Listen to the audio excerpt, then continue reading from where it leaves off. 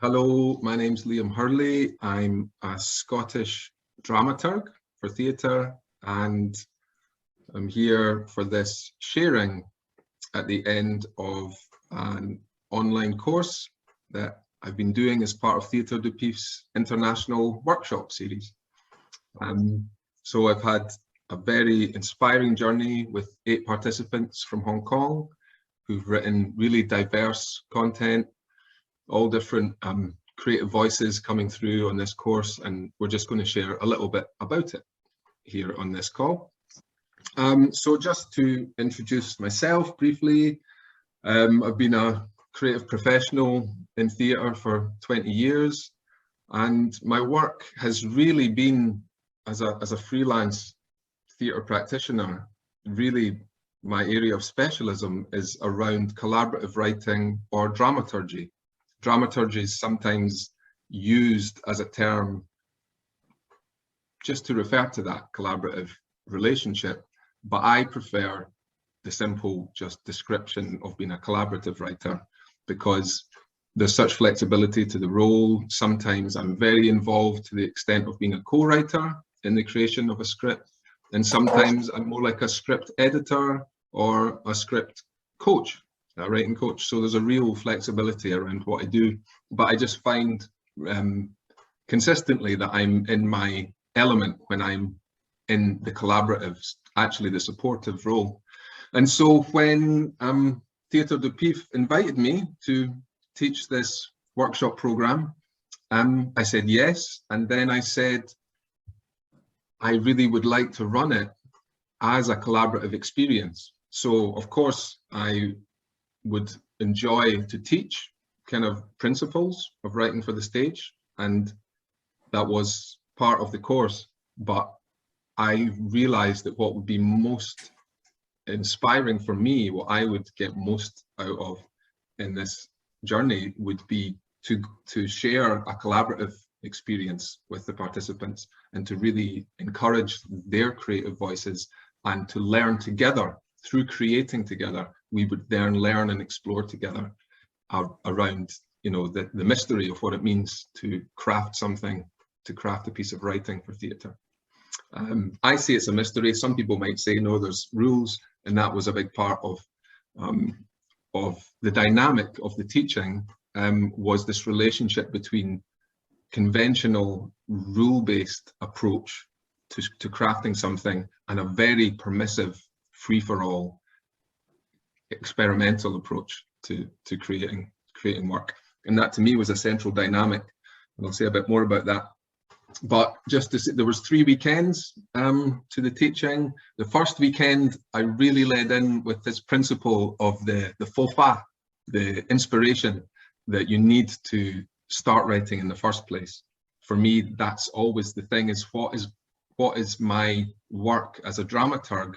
If I'm bringing some form and some structure and some crafting to an idea, what is the content that I'm working with?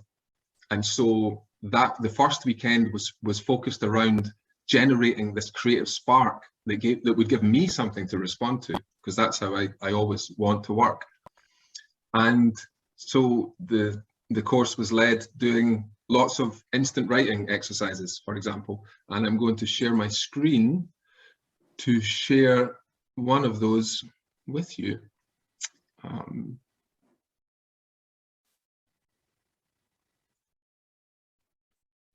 Here we go. Excuse the formatting change there. Okay, so this is one example of just an exercise that we did. Instant writing exercise. For 1 minute, write about a meal or snack you enjoyed as a child and give lots of detail and context. And there'd be other instant writing exercises where I would encourage an unfiltered approach to just writing what was in the writer's mind or in the writer's heart or in their body or in their sensory experience of the world around them. And then we would come back and assess this raw content with a critical eye and just inquire, okay, what do I like about what I've just done? The phrasing and the rhythm of language, for example, or even just the sound or the look of the words, how they appear on the page. or the content in terms of the imagery, the feeling, or the idea conveyed. So this principle of making a mess, then tidying it up, was one of the creative principles that I was introducing. I would also like, while we're in this screen share on this recorded Zoom call, I thought I would share these quotes with you around the two ideas. This is from the first weekend, around the idea of where a writer should put their focus. And this is, I've got two contrasting quotes, and this is one from the American writer Henry Miller. And he says, "Develop interest in life as you see it. The world is throbbing with rich treasures, beautiful souls, and interesting people. Forget yourself." So I think that's very interesting, because I was encouraging the writers in the course to look at the world around them and write what they saw or write what they cared about, where the faux pas existed for them, and to almost just be a channel for the things that they're perceiving in the world around. And the power, this principle that came up in the class, is the power that you have as a writer to choose where to put your attention. And one of the places you can put your attention is anywhere in the world around, but there's also the possibility to turn your attention inwards on your own experience. And that's not something that often translates to theatre, because theatre is about action and drama and dynamism traditionally, but it is possible to create work that's quite introspective. And I wanted the writers to be free to explore that. And even in this quote from Henry Miller, there's the subjective perspective of the writer is present. Develop interest in life as you see it. And then there's this quote from an American academic and novelist, Melissa Phoebos. She's not a playwright. She says, "I could write something relevant and dynamic and political and beautiful and intellectual about my own navel." So that's, she's obviously being playful about the idea of navel gazing. So I just wanted to create this spectrum of possibility for the writers to say, look, if there's something in the world you're passionate about, write about that, or inspired or curious or disturbed by, and you feel to write about it. Or if there's something in your own experience, then that's equally relevant as a writer. And what's really, really where the creativity is for me is in the relationship between the two, and this idea of being in conversation with life. So I'm an individual, a creative individual who's in conversation with life, and I'm going to share this with an audience. I'm going to share my conversation about life with an audience. And that can be a conversation that then becomes this entire world that I've crafted, full of characters and scenarios and plot and structure. But it's my vision. And there's something about, on that first weekend, I wanted to start with the notion of that individual vision. And I actually might now want to move the share over on that, this notion of looking internally, move the share over to this extract from Sarah Kane. And the reason, and this is the final pages, I was very interested in the extracts from plays that I was bringing as course content and examples for the participants. I would often reliably would start with beginnings, because I felt that at the start of a play, there is a lot of information that the writer has specifically given at the start of a play. So if as writers, we are attentive to how other playwrights begin their stories that they're telling and the worlds that they're creating, we can learn a lot by looking at what is encoded in those beginnings. In this case, I wanted to look at the very end of this play, 448 Psychosis, and that was as much to have a look at the visual dimension of how this writer wrote. They were writing about a very internal, harrowing personal experience. In the content and in the form, there's something about formally how this writer chose to lay their play script out. It looks more like poetry on the page to me, but it is a play script. And to me, I wanted the individual participants to feel completely free and liberated to write however they wanted, and to trust that it could ultimately be crafted into a piece of theatre.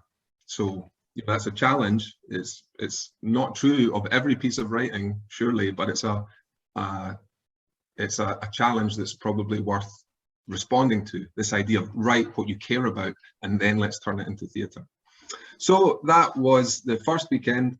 I don't think I'll say too much more about that, because I can quite simply say, I won't say much more about the first weekend, and I'll try and just be brief about the next two weekends, because the next two weekends were based on a kind of a masterclass model of me responding to the writing that the participants were beginning to submit, and that would give me something to respond to. And so the structure of the subsequent weekends was really based around us taking turns having group discussions around these individual pieces.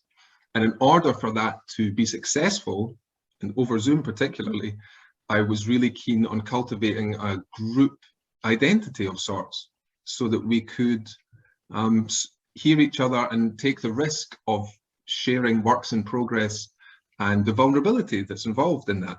And so what I was very gratified to experience on the course was the way in which, over Zoom and over these 3 subsequent weekends, the group did form as a unit, not as just separate individuals. There was a sense of a group forming, and to me it was very satisfying, because it's a screen mediated world that we live in, and we are practitioners who are concerned with live experience.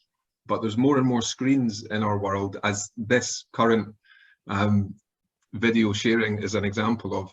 And for me, it was very gratifying to have that experience of the group forming, and there to be a sense of trust. And so that was good for our purposes, but also I was coming back repeatedly to this point of, as writers, it's very important that we actually do seek support when we need it, because it can be a lonely job. So I'm not sure there's much more to say about any of that, apart from, yeah, there was, just to come back round to this final point about experimentation and a more traditional approach, which is that for me, as the 3 weekends developed, it was interesting to see how across the 8 participants, some of the writers began to write much more experimentally, and some were inclined to write in more traditional forms, essentially. And for me, there was a challenge for me as the facilitator and the teacher to pitch the course to meet everyone's creative instinct. But what I really enjoyed discovering and noticing in so doing was that when I was speaking about traditional modes of crafting a piece of play script, talking about structure and location and plot and character, these kind of traditional pillars of crafting a piece of theatre. When I was talking about this, there was always something relevant to those writing experimentally, and that I would say, well, this conventional structure of how to tell a story is also relevant, even if you're really wanting to throw all the rules out and give the audience a completely, a completely experimental, theatrical, sensory experience. Even if you're not working with narrative or storytelling, it's still important to know the emotional journey that you're taking your audience on. And so I really enjoyed making the links between those 2 extremes of the writing output. And the other way around, when we were talking about experimentation, I would say to those who were more interested in traditional narrative and structure and storytelling, or those somewhere in between, which most of the writers were somewhere in between, I would enjoy saying, and remember, you're always free just to write what your instinct is telling you to, just to follow your own faux pas. You can always come back to your own faux pas. So on that note, I'll just close off that overview from me of the workshop program. Again, the privilege that I had of sharing that journey with the participants. And at this point, I'd like us to move on to looking at 1 or 2 of the extracts, just as examples of the course content. And we have one of the writers present with us on this sharing call at this point. So now we're at the stage where I get to introduce one of the participants who's agreed to be part of this sharing. Irene Sang, thank you so much for being here. And we're going to look at one of your extracts, or the main piece of writing you were doing on the course. But first, I just wanted to ask you if you could briefly share like what attracted you to the course in the first place. Okay.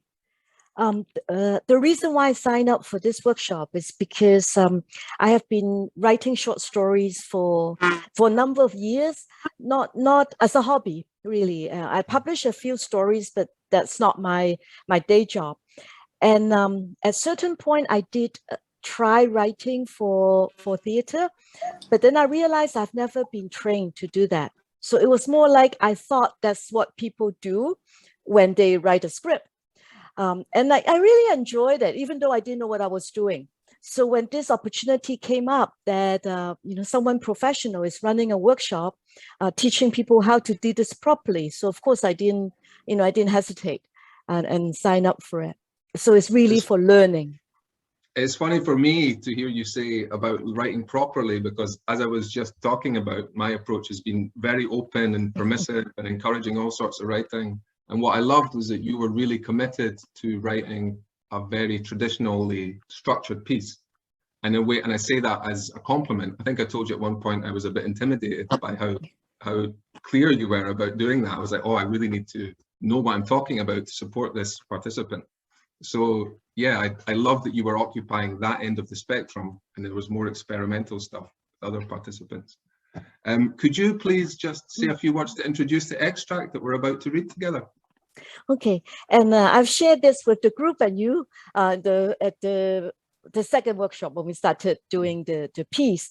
Is in the first initial workshop when you led us to do some writing exercises, and one of them was I think it must be one of the first ones where it was pretty free flow. And that was exactly a scenario that I came across that very afternoon, just before I came home, getting ready for the workshop.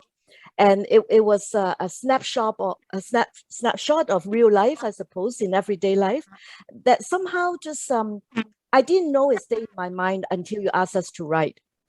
And I thought, oh wow, this came back quite vividly.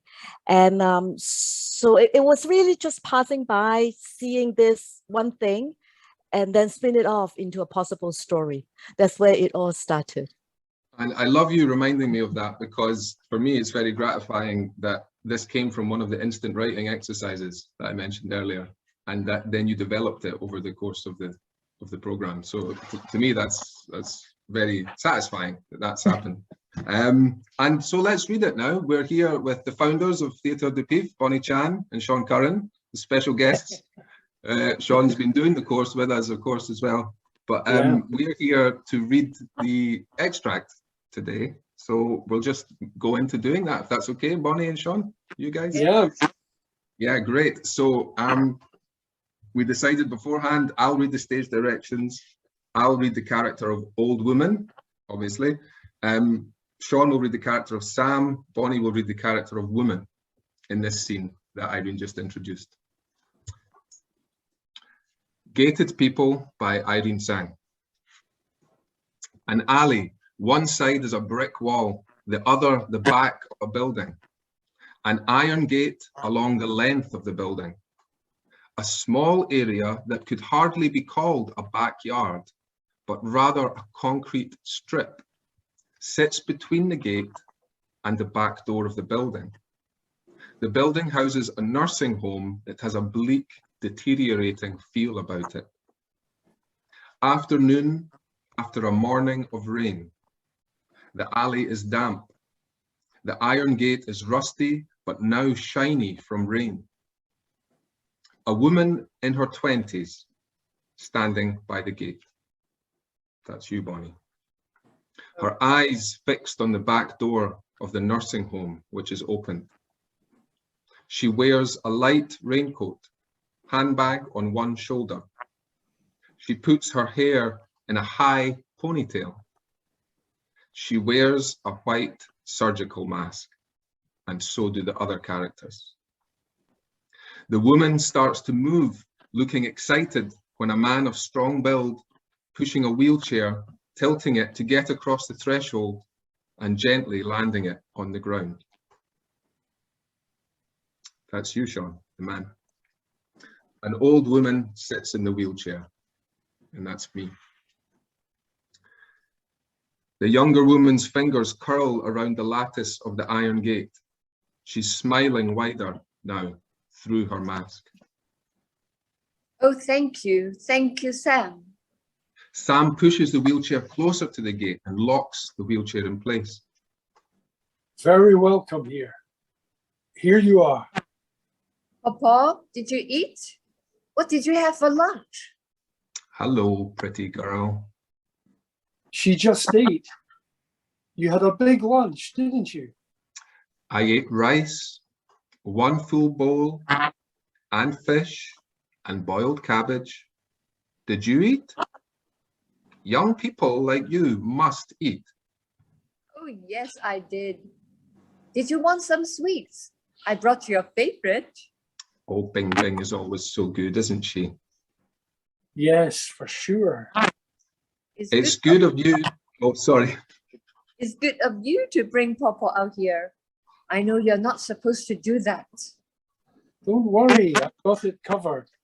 I told the supervisor we're just out to catch a breath of air after the rain. We won't be long, 15 minutes. That's enough, so you don't get into trouble.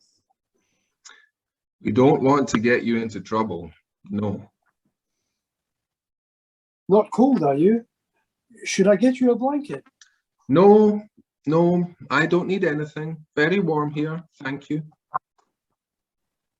The woman takes a small plastic bag from her handbag. See what I got you, sesame candy. Oh, Bing Bing, I won't be able to eat this. It'll stick to my denture. No, it won't. Not if you tear it into tiny pieces. I'll do that for you. You're such a good girl. You always have been. The woman reaches through the grill of the gate to give the old woman a piece of sticky sesame candy. The old woman takes it. She takes off the mask slowly and puts the candy in her mouth and starts to chew. Both the women giggle. You took care of me. You were a tiny little thing with a big belly laugh when I tickled you, just like your mother. Tell me about my mother, Papa. Oh, your mother, she was a beautiful girl, very obedient. She did what I told her to. She never caused any trouble. Until she married my father. Are you working now? Do you have time to cook meals for yourself? Young people like you must eat. Sam, did you eat? Yes, I did. Yes, don't worry about me. I'm fine. I take good care of myself. And at this point, we go on to two alternate endings. And at this point, I also apologize. You see why I'm not an actor. You see why I'm a dramaturg, not an actor. You're an enthusiastic actor. Exactly. Enthusiastic. I want the lines. So apologies. Okay, the first ending. It's the old woman and Sam. Bing Bing is so good, isn't she? Yes, she sure is. She reminds me of me when I was young. Then she must look like your daughter, and your daughter looks like you. Sam, I don't have a daughter. Okay, you don't have a daughter. Then you have a son and daughter-in-law, and they have Bing Bing. Never have any children. Okay, no children, but you have a granddaughter who comes to see you every Saturday. Now, isn't that nice? Yes, a granddaughter who comes to see me every week. She's good, isn't she? Do you think she eats enough? She's so skinny. Young people must eat. Food keeps you strong. Sam pushes the wheelchair back into the nursing home. Ending number 2, between Sam and the woman. You will come again next week. Yes. Saturday, 3 o'clock. Is that good? And then Sunday for Mr. Wong, he's been asking about you. Yes, I'll come on Sunday. It's just that I've been busy last week. And try to remember the names of the grandchildren. You got them mixed up last time. Yes, I have the names written down now. Okay, thank you, Bonnie. Thank you, Sean. Thank you, Liam. Thank you, Irene. Yeah, wonderful. While we have Bonnie with us, because Bonnie, you can't be here for this whole sharing, I'm actually interested if you have any responses immediately, having read that with us. The two endings is intriguing for me. And the very last one I can understand is a kind woman who go to the old people's home. I am curious to know what's in the middle of this play. Yes. Yeah. I mean, Irene, would you like to respond to that just now in terms of where you're at this point with the piece? Yeah, I haven't really figured out what's going to happen in the middle from where we started to the two possible ending. But what I am quite clear or have been quite clear on is that these characters might not be what they seem to be. So not so much that I want to trick the audience or anything, but more I feel that it will be interesting, if I could say that, excuse the cat's tail, because all these characters will be wearing masks, just like what what the world is like. So to be able to explore that, are these people really who they are? Are we really who we are? Because I remember the beginning of the COVID time, sort of taking the train to work and back and forth, and all you see are people's eyes. And I often thought, oh, if I look into one pair of eyes and I say, I wouldn't trust that person. Or, looking at other pairs, that person looks sad. Or, there's another pair that I thought, oh, this looks like a really nice, honest person. So all this have been in my mind. And I think this play have somehow captured those sentiments. If I can just chime in, I think for me, you may discover these are not the actual endings, because we spoke about it as like maybe this is midpoint in the play where we reveal things to the audience. We spoke a lot about that, but I think what these little endings do give is an insight into the subtext that's going on between the characters, which is a very rich thing to be aware of as a writer at this point. It's intriguing for the actors, but as a writer for you, it's great to know what the real true agendas are. And that's because that's one of the ways you can have lots of fun. We spoke in the course about having fun with rhythm and musicality of language, but having fun with how the characters manipulate each other in this kind of story. If you know what the characters are thinking but they don't yet know, then tons of fun for you as a writer to think about how much do the characters know about each other, how much does the audience know yet, and for you to kind of track those changes and manipulate everyone. So Bonnie, when we were looking at this extract previously, we ended up speaking about Hollywood movies with twists, the sort of conventional mainstream storytelling, and we had some really fun examples of that. So I think Irene's in a very, very good tradition of revealing things unexpectedly to the audience. And I think this thing with the masks and suspicion and trust and agendas is very, very of our times, isn't it? Yes. So did you get anything more just from that, hearing it this time, Irene? Hearing it this time was more, I have it printed out, but I deliberately want to hear it. Just all your professional voices and reading it too. It does, it's quite moving. It's like all of a sudden it becomes real again to me. It's on paper, I could imagine it, but when you're reading it, I could see it in my mind, in my mind's eyes.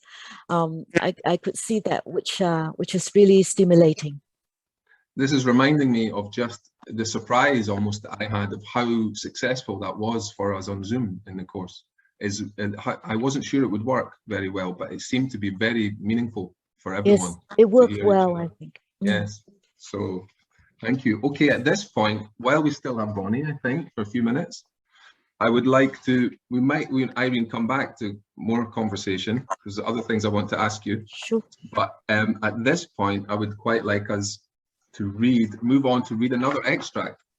So this is an extract. This is the second and final extract from the course that we're going to read. We've have the permission of one of the participants to read one of the pieces he wrote. The writer was Francois Zanini, known on the course as Zani.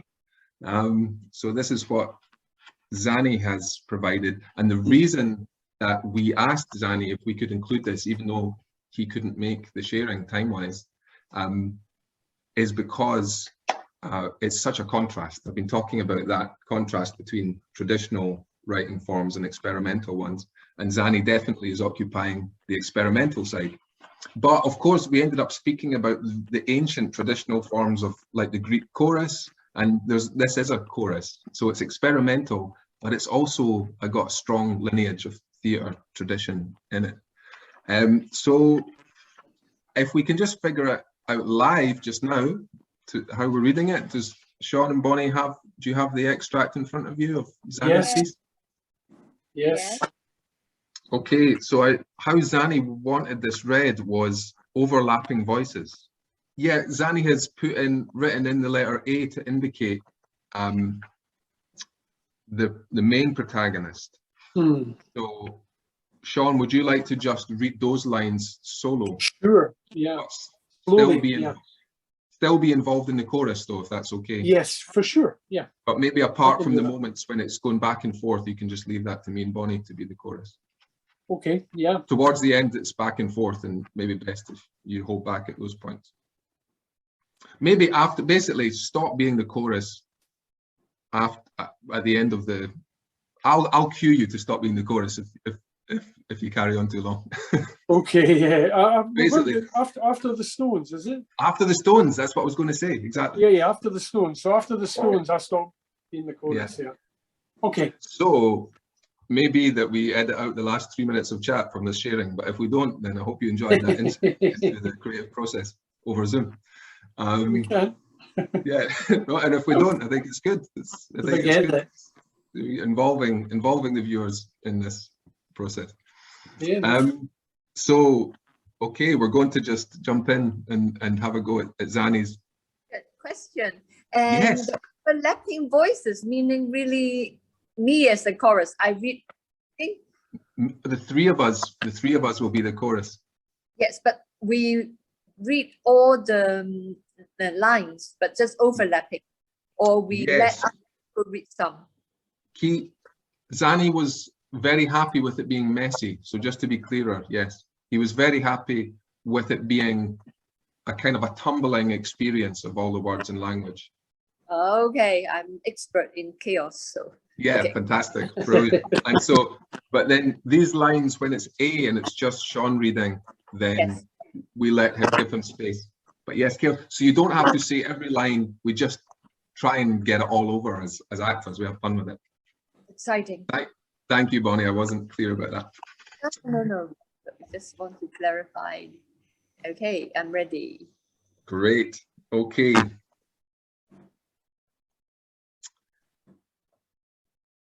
Stage wash light. One drop of rain is falling in the center of the stage, as if the theatre was leaking.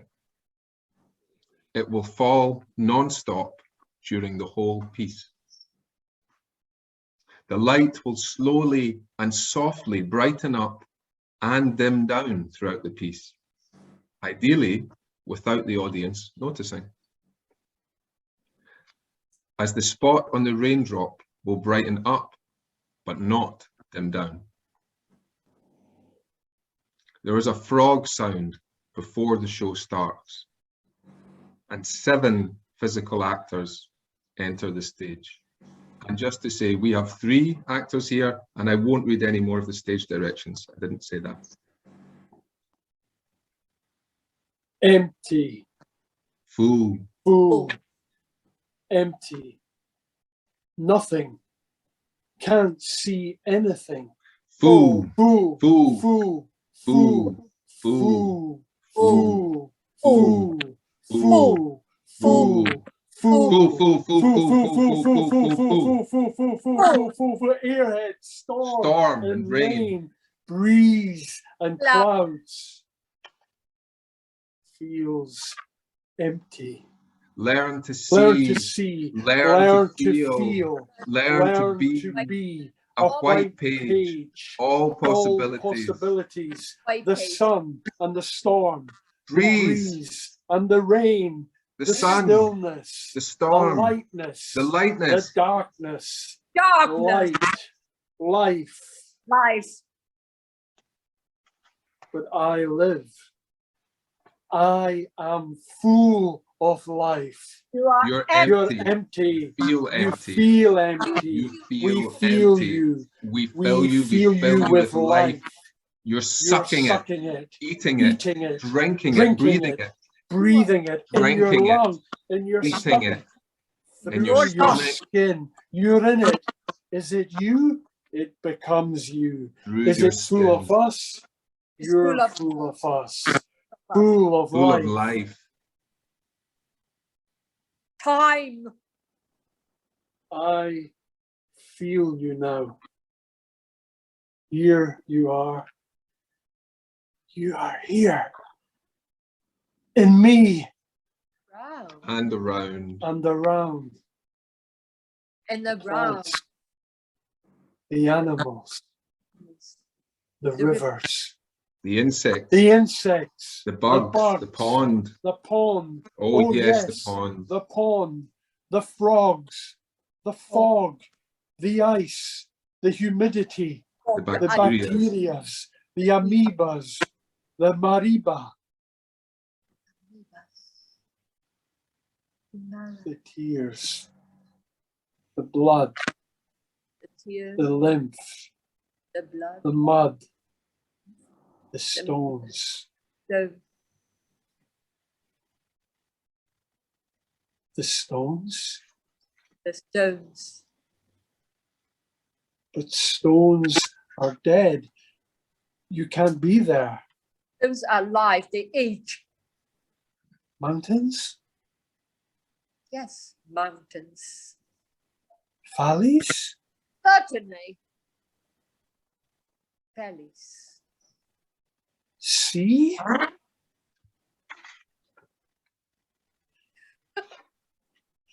I can't believe. I'd love to, but I can't. There must be something else. I can't just you? Yes. Yes, I know. You're everyone and everything. You're everywhere. And without you, we couldn't make it. Thank you for that. But still, this can't be. This is too simple. Just one solution and hope, life problem solved. Next. I believe in systems where solutions combine, causes that go together and balance themselves, not just one cause. That would be too simple. And then the writer writes to be continued. And we skipped a stage direction so as to not be too chaotic, but there was an important one about that, the forearm being cut and blood appearing midpoint in that. It's an important, very important stage image, actually. So just to place that retrospectively in the choral cacophony we've been hearing. Yeah, Bonnie, before you have to go, I'd just be interested if you have a response to that. This piece from Zanny, it's a work in progress and it's great, as you know, all the pieces are in development, but you know, this is an experimental piece and it's great he's been willing to share it in this way. The scenery and very tropical, make me feel frogs and bugs and insects and the islands we live in, or the city, you know, the kind of summer and the anguish,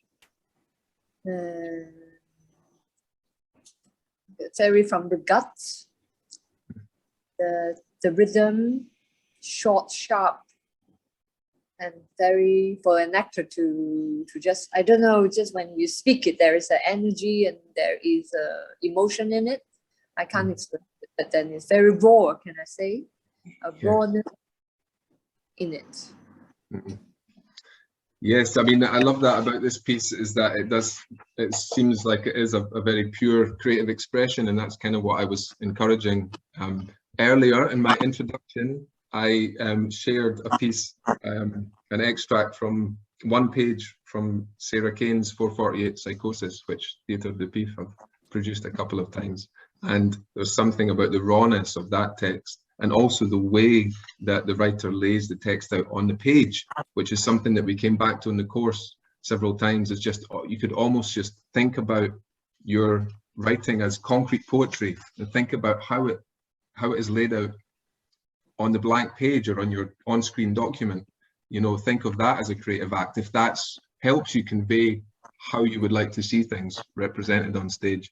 And Zanni's done a little bit of that here, and he did it a little in other submissions that he shared. Great, thank you. I mean, it's just a strong contrast. Irene, would you like to say anything hearing that as the audience? You're welcome. I'm very impressed, even though I've heard it before. It is definitely energy, something I couldn't do. I'm just like, oh, how do you get to do that? And it was just, it's just full of life or something about, you know, and sort of express it in a very Zanny way, not knowing him very well, except those 3 weekends. Yes, and what I love is the way he responded to I was giving you all suggestions at different points for developing the work, and I was suggesting that he writes a piece about his relationship with nature and place in a way that might have an ecological message, but he's gone somewhere much darker, and I really, I like that combination of a suggestion from me. I don't think it had occurred to this writer to really write about nature. It's just something that I sensed that he might enjoy that. And for me, that's an insight as well, just into my process as a collaborative writer. Sometimes I come in just to help shape and craft something that's very formed. But sometimes this theme of collaboration that I kept coming back to in the course, about as writers, it's up to us how much openness that we leave for our collaborators, or how closed a text we write, and how much control we try to exert. For me, I enjoy this sense, for me, of feeding a writer an idea and seeing what happens, and then having the chance to respond. So yeah, at this point, I don't feel like I would want to shape this anymore, because the writer just needs to be free to write more like this. But for me, there's an example for myself of the different ways that I like to collaborate with people as a dramaturg or collaborative writer. Okay, I think at this point, I think we may need to let you go, Bonnie, back to your rehearsal. Yes, thank you so much for having me. And last word, feed more, Liam. Got it. No, thank you. Thank you so much. Yeah, it's great that you could join us and you managed to make the time, and go well in the rest of your evening. And just to close things off, Sean's going to say a few words. Sean was, as well as the convener and curator of the whole experience, along with Bonnie, with Theatre de Pif, and of course with Jamie and Keely, who have been there administering the whole thing. Sean was also a participant, and he was doing his own creative journey across 3 weekends. So for all those different reasons, obviously it's important to hand over to you, Sean. So yes, thank you, Liam. Really, a really big thank you for your inspiration. For me, I was, you know, as you said there, I was part of the course, and I you know, it really was a journey that I was on over the 3 weeks, the 3 weekends.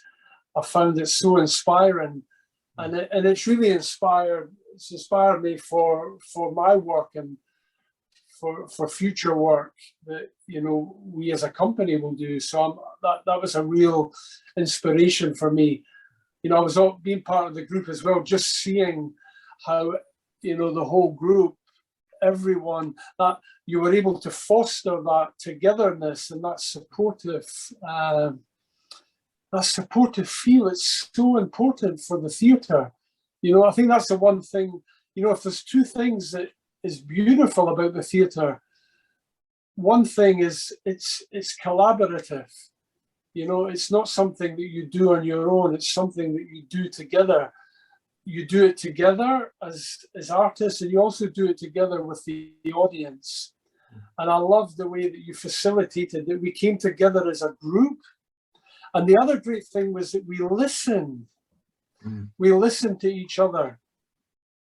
You know, this thing, I think that's what drew me to the theatre in the first place. And we all know it as theatre practitioners, that moment when, and we've not had it for a couple of years because of the lockdowns and the COVID, but that moment when the audience goes silent